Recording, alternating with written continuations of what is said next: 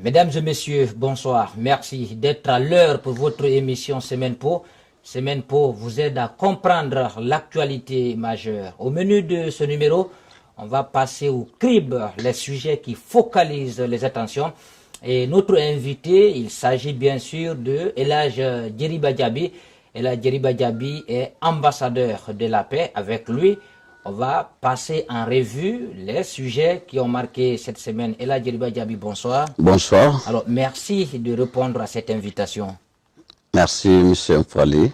Voilà, d'entrée de jeu, Elhadj Djeriba Diaby, on va commencer par cette actualité. Cette actualité aujourd'hui qui interpelle tous les Guinéens. Il s'agit de la crise sociale. Il y a maintenant plus d'un mois que le pays est secoué par des manifestations des rues, des manifestations provoquées par la grogne liée à l'augmentation du prix du carburant à la pompe. C'est un secret de polichinelle.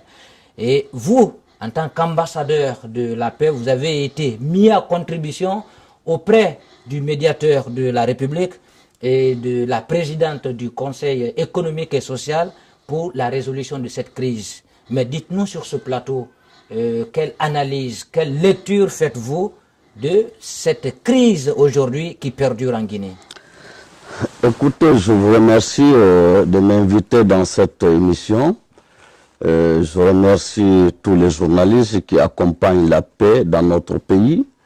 En tant qu'ambassadeur de la paix et le président de Fondation Djeriba Diaby pour la paix et assistance sociale, je suis heureux d'être invité par Madame Hadja Rabiatou Sira Diallo, le président du Conseil économique et social, avec son Excellence le médiateur de la République, le Premier ministre Omar Saïdou Fofana. Et nous avons marché ensemble, nous avons réfléchi ensemble. Ça a été un très grand honneur pour moi. C'est un apprentissage de la vie.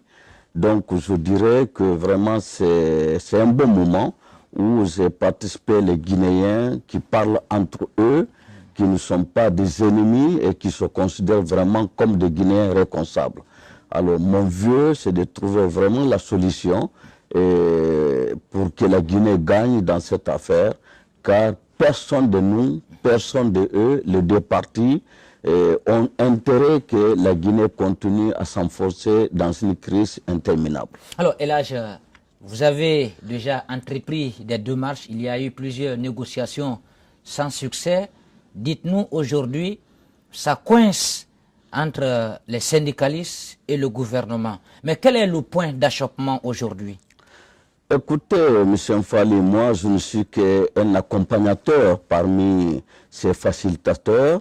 Je n'ai aucun mandat de négocier, je n'ai aucun mandat de parler de ce qui se passe là-bas, mais j'ai beaucoup confiance parce que la discussion se passe entre deux personnalités de notre pays, Elhadj Saïdou Fofana, qui était le chef de gouvernement pendant 5 ans, Hadja Rabiatou Sira Diallo, qui était vraiment un pionnier de ces mêmes syndicalistes.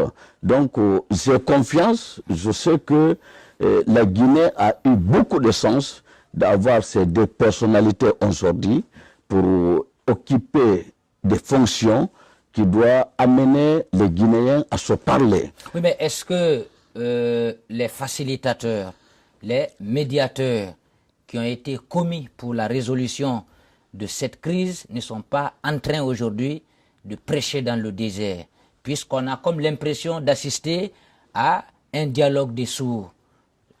Il y a quelques jours, les syndicalistes ont finalement accepté que le prix du carburant soit maintenu à 10 000 francs à la pompe, mais tout en proposant au gouvernement d'augmenter désormais le salaire de chaque travailleur à 10 millions de francs guinéens. Alors, à votre avis, est-ce une solution idoine? Avoir un peu l'évolution, le niveau de vie du Guinéen lambda? Monsieur Mfali, je pense que la négociation est en bonne voie. Vous êtes Guinéen, je suis Guinéen. Sur cette proposition, je suis Guinéen, vous connaissez bien le Guinéen. Je sais très bien. Est-ce que c'est raisonnable aujourd'hui, est-ce que c'est raisonnable que les syndicalistes proposent, par exemple, 10 000 francs contre 10 millions comme salaire. Est-ce que c'est raisonnable à votre avis? Et est-ce que le gouvernement que nous connaissons, qui a déjà avancé des arguments, aujourd'hui sera à même de répondre à cette réclamation? Vous savez, on est en démocratie. Chacun est libre de dire ce qu'il a envie de dire.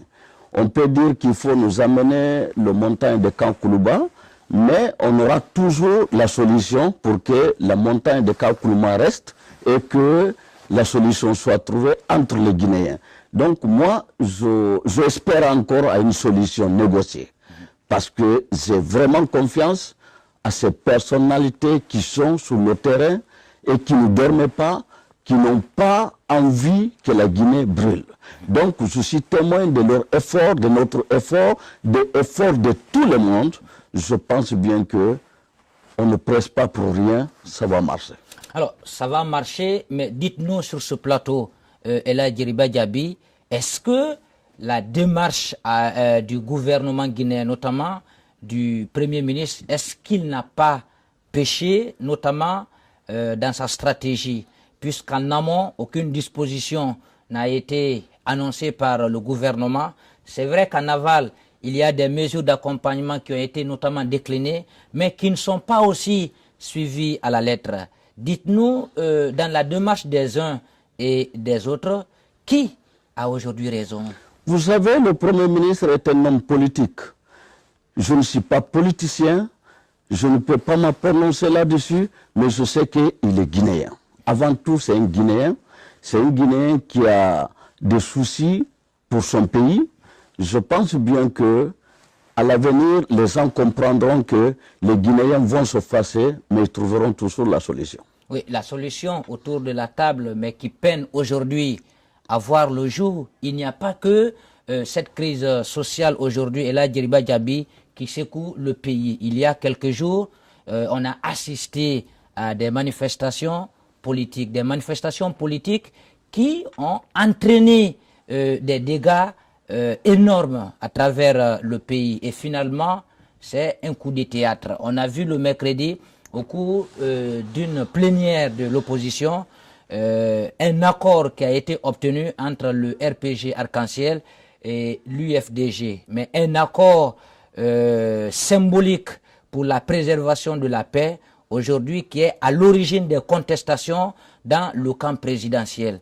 Dites-nous, on vous a vu à un moment arriver rencontrer l'ancien Premier ministre, rencontrer le chef de file de l'opposition, et on vous a vu au siège du RPG Arc-en-Ciel et de l'UFDG, appelant ainsi les acteurs politiques à la signature de cet accord. Aujourd'hui, c'est fait. Mais de l'autre côté, ce même accord aujourd'hui est contesté.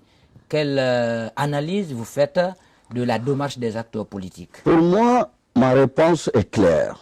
En tant qu'homme de la paix, quels qu'en soient des accords obtenus, je dis qu'un mauvais accord est toujours mieux que le bagarre de la rue. Quel qu'en soit accord, si cela peut favoriser le calme dans le pays, le dialogue continue pour trouver le reste des solutions, moi je ne peux que saluer cet accord, non pas politiquement, mais en tant qu'un homme de paix.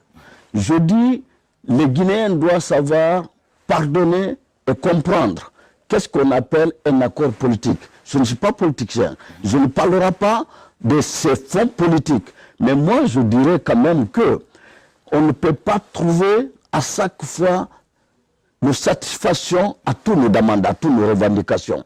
Donc si quelques points ont été revendiqués et trouver la solution là-dessus, je crois que les Guinéens, on doit se patienter, aller de pas à pas, pour ne pas que souvent nous salons des accords à accords sans que la solution, sans que les Guinéens puissent retrouver la paix.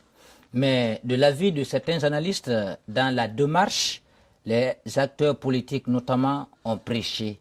Et là, Djeriba Diaby, on a vu après les élections communales, il y a eu plus de 6 mois. Beaucoup pensent que ce qui a été fait il y a quelques jours pouvait être fait au lendemain de ces élections, quand il y a eu contestation, notamment des résultats par l'opposition. Est-ce que les gens n'ont pas perdu le temps? Est-ce que les Guinéens n'ont pas perdu le temps? C'est un regret pour tous les Guinéens dans ces cadres-là. Souvent, je le dis, qu'il faut accepter de dialoguer avant qu'il ne soit trop tard. Ça, c'est à tout moment que je le dis.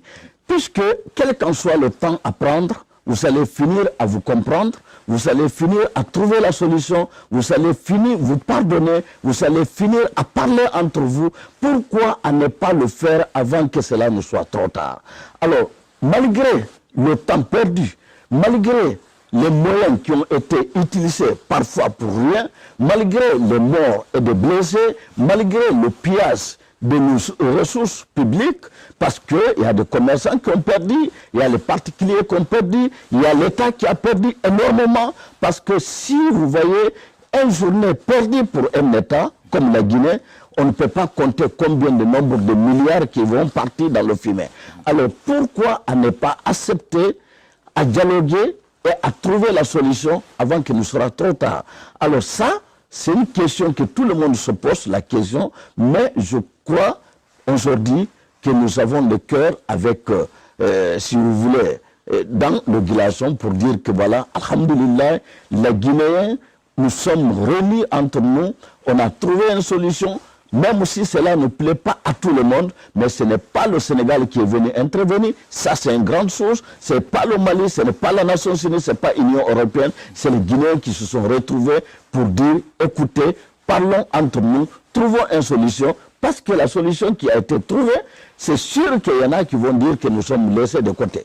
Mais quel qu'en soit... Oui, mais il y a déjà des voix qui s'élèvent, il y a des candidats indépendants qui n'ont pas été associés, il y a l'UFR qui n'avait pas été cité lors du compte rendu de cette plénière, mais le lendemain, le président de la République a rencontré non seulement M. Sidya Touré pour rassurer ses partisans qu'ils doivent continuer à préserver l'entente qui a existé toujours entre les deux formations politiques. Mais de l'autre côté aussi, il est allé rencontrer notamment les gens du RPG Arc-en-Ciel. Mais on le sait, Ella Djeriba Diaby, c'est que même l'organisation du comité de suivi n'était pas un cadre légal. Donc les acteurs politiques ont préféré se retrouver après que les résultats soient déclinés par la CENI. Donc on était dans un cadre illégal. Est-ce qu'on va laisser les lois de la République pour continuer d'aller d'accord en accord, d'accord en accord? Vous savez, le président de la République a fait un devoir de père de la nation. Lorsque la nation est en difficulté,